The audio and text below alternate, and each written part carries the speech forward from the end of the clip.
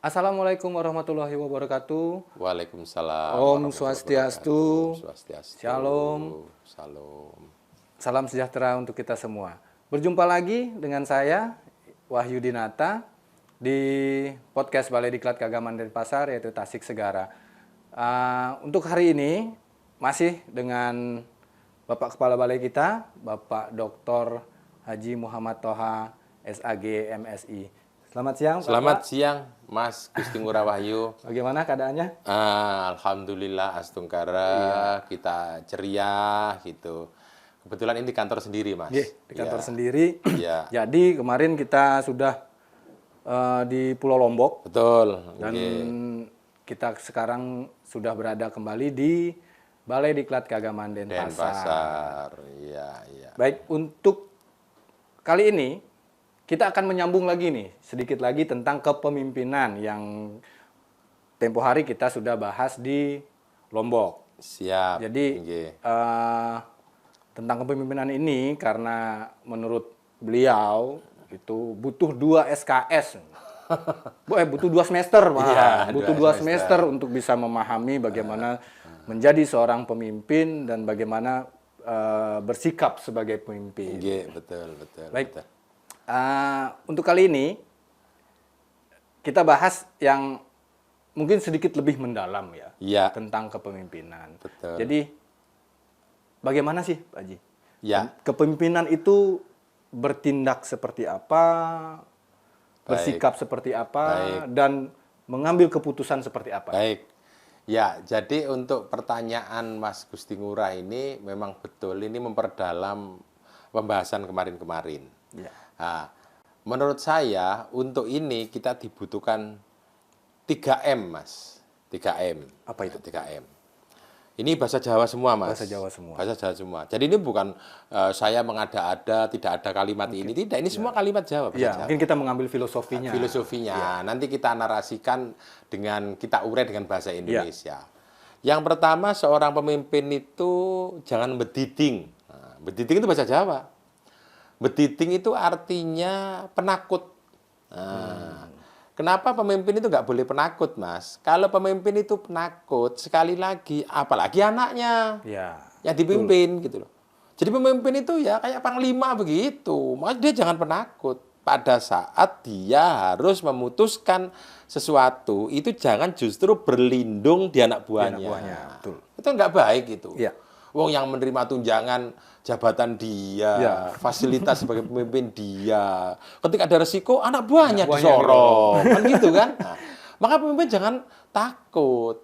Ini harus diputuskan oleh seorang pimpinan. Nanti Iya, betul. kalau pemimpin itu nggak penakut, anak buah itu bekerja enak dan nyaman, Iya. tenang, Mas. Kan gitu, Karena Mas. akan selalu merasa dilindungi. Dilindungi, kan gitu. Coba kalau pemimpin itu penakut, malah dia justru berbelit-belit dipasarkan pada anak buahnya. Ya. Karena anak buahnya itu bukan pemutus dan dia mungkin pengalamannya mungkin juga tidak terlalu banyak alias kurang dengan pemimpin itu, mungkin dia salah mengambil keputusan. Dan itu termaktub dalam sebuah administrasi. Ya, betul. Bahwa yang bikin itu anak buah. Tapi kalau ini salah, itu justru kepala itu malah mempermasalahkan yang dibikin anak buahnya. Ya, betul. Padahal ketika diminta untuk memutuskan sesuatu, dia berbelit-belit dengan berbagai pertimbangan. Akhirnya anak buah itu karena dituntut batas waktu Ya, macam-macam. ada deadline-nya. Deadline-nya sudah jelas, akhirnya mengambil keputusan.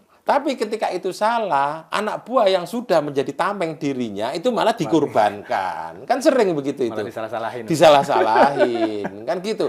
Kalau itu betul, anak buah nggak dapat penghargaan. Iya. Tetap kepala yang mendapatkan penghargaan kan. Anak buah nggak dapat apa-apa. Iya. Maka seorang pemimpin itu jangan berdiding. Berdiding itu penakut. Jadi kalau penakut itu ya susah lah orang yang berada di sekitar dia itu karena Iya. selalu gamang, selalu takut kan begitu. Sehingga ketika ada batas limit waktu nggak terpenuhi, itu yang disalahkan mesti staf. Iya, betul. Padahal pemimpin itu yang gamang itu tidak berani memutuskan. Maka yang pertama jangan bediding. Ya, jadi Tapi ketika orang itu tidak boleh penakut, Mas. Dia harus berani. Ya. Keberaniannya harus dipahami bahwa keberanian itu ada dasar. Dasarnya harus jelas. Ya. Dasarnya harus jelas. Sehingga saya memutuskan ini, dasarnya ini. Regulasinya itu ini. Ya. Tapi itu harus keluar dari mulut seorang pemimpin, Mas. Ya. Kan gitu. Karena bagi orang Jawa itu, seorang pemimpin itu sabdo pandito ratu tan kena wala-wali, Mas. Sabdo pandito ratu itu artinya ngomong jadi undang-undang. Jadi undang-undang. Kan gitu, Mas. Kalau antar staf ngomong, udah besok kita libur aja. Ya, biasa aja. Biasa aja, karena eksis apa-apa.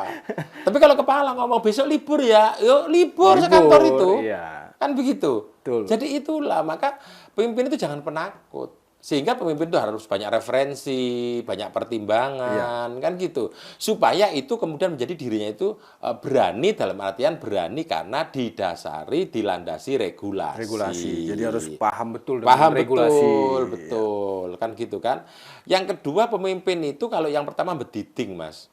Yang kedua pemimpin itu jangan bededeng. Nah, bededeng itu artinya mengangkat sesuatu di luar kekuatannya. Ya. Termasuk itu lebih khusus untuk anak buahnya, Mas. Pemimpin itu harus punya alat ukur. Ini bisa diselesaikan anak buah saya dalam waktu sekian. Kan begitu. Dan harus tahu kemampuan anak buah Ya, saya, ini bisa menyelesaikan ini. Ya. Pemimpin itu kadang-kadang kan karena dia punya kuasa, sehingga ketika memerintah anak buah, kan asal saja. Asal aja. Ini selesaikan ini. Kebetulan anak ini nggak jago IT, ya jangan dikasih tugas itu. Meskipun harus ada dorongan kamu belajar ya. Tapi kalau untuk mendapatkan kualitas yang baik, jangan ditugaskan staf yang ini. Ya, jadi harus paham betul. Harus paham, Jadi jangan bededeng. Ya, jangan seperti ngajarin ikan manjat pohon. Iya, iya, nggak akan ada hasilnya, gitu kan.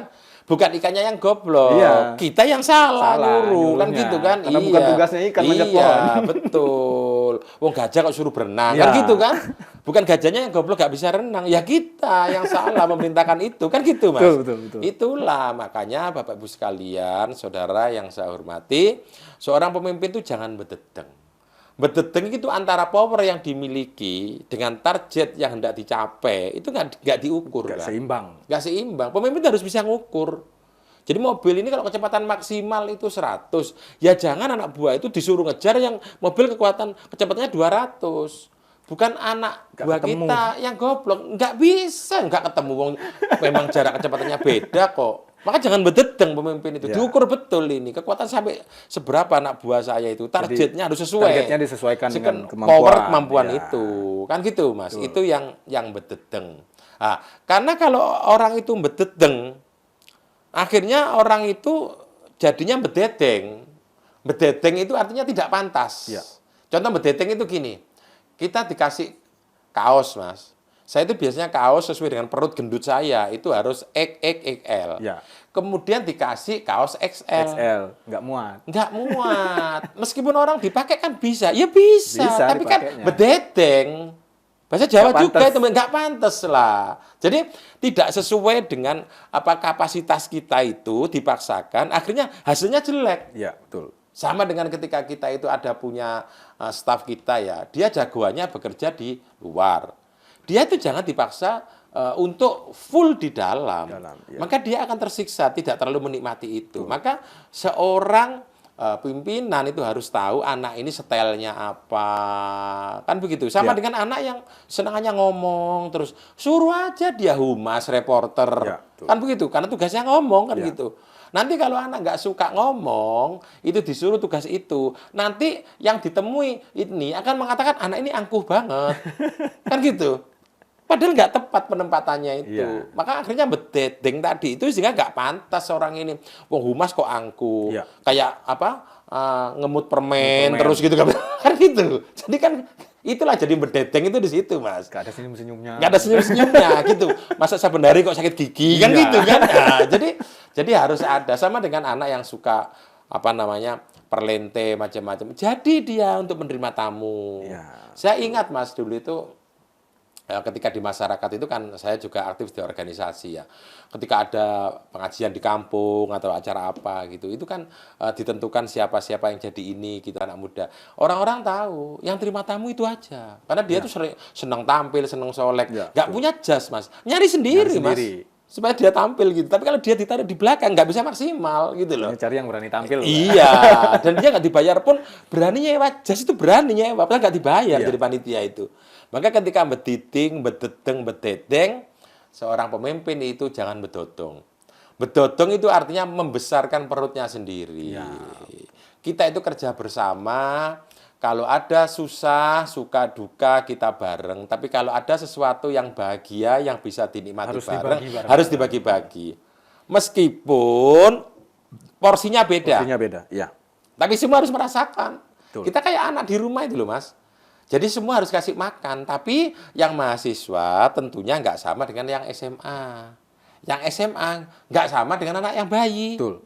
Kan gitu. Jadi semua dikasih makan, tapi Dengan kalau porsinya masing-masing. kalau yang balita jangan dikasih sambel, kan gitu. Tuh. Semua dikasih makan, tapi jangan kasih sambel. Tapi kalau yang mahasiswa nggak ada sambelnya malah nggak makan. nggak makan. Maka itu diberikan yang anak kuliah, anak SMA. Yang kecil-kecil nggak usah pakai sambel.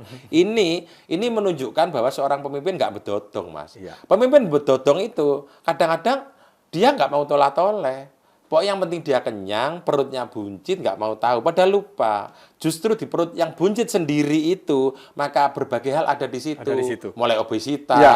kan gitu. Masalah. Asam Akhirnya urat. Asam urat, kan gitu. Ya karena bedotong itu kan. Padahal jangan lupa, ketika bedotong itu nggak kita kontrol, akhirnya ini menjadi malapetaka. Iya. Karena masuk terus nggak ada keluarnya. Nggak ada keluarnya. Kan gitu kan? Nah, ini jadi masalah. Kira-kira 3 hal itu tadi, 4 mal. Empat. Jadi bediting, bedeteng, bededeng, bedodong. Nah, itu kaidah bahasa Jawa semua itu, Mas. Iya, jadi ada filosofinya dalam Iya. sebuah kata. Betul. Dan gampang dihafal kan, Mas? Iya. Akhirnya semua G, awalnya semua M. Hafal kan 4 hal itu? Iya, gitu, Mas. Iya. Ya. Ya, itu tadi penjelasan lebih lanjut tentang kepemimpinan.